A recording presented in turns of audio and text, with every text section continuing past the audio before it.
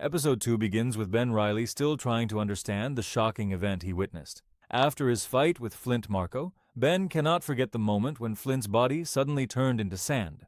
For a man who spent years running away from his past, seeing something this impossible brings him back into a world he thought he had left behind. Back at his detective office, Ben is searching for answers. He wants to know who Flint Marco really was, but before he can find the truth, Kat Hardy arrives with a new case.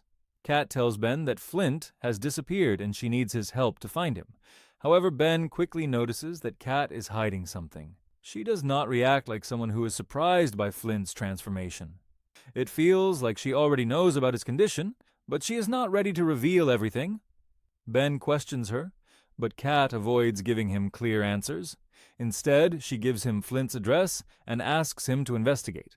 Now Ben realizes that this is not just another detective case. When Ben reaches Flint's apartment, he immediately knows something is wrong.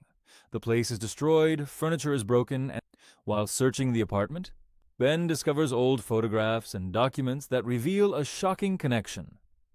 Flint Marco knew James Addison, the same man whose mysterious death started this entire chain of events. Ben begins to understand that Addison's death, Flint's powers, and the strange incidents happening across New York are all connected.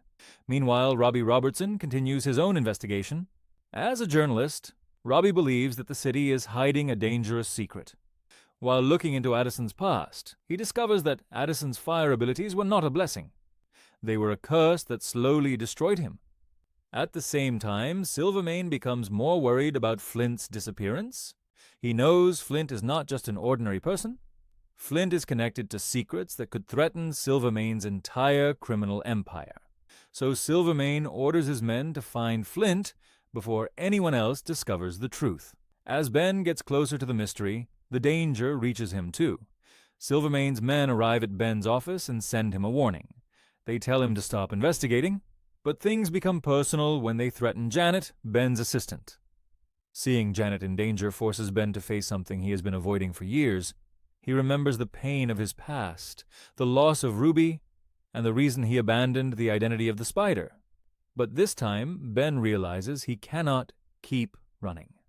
Ben returns to the place where he hid his old suit.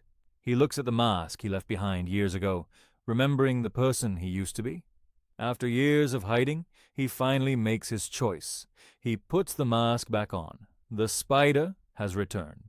That night, Silvermane's operation is attacked by a mysterious figure moving through the darkness of New York. His men are caught off guard as the city's forgotten protector returns. The Spider takes down the criminals and destroys their plans, sending a clear message to Silvermane. But after the fight, Ben discovers that things are not as simple as they seem. Robbie reveals that the police were already planning a secret operation to capture Silvermane. Everything was going according to plan until the Spider suddenly appeared. Because of Ben's actions, many criminals were arrested, but Silvermane managed to escape. Ben wanted to save the city, but his return created an unexpected consequence. Now he must question whether becoming the Spider again was the right decision, or whether he has made the darkness even stronger, and with this mystery, Spider-Man Noir, Episode 2 comes to an end.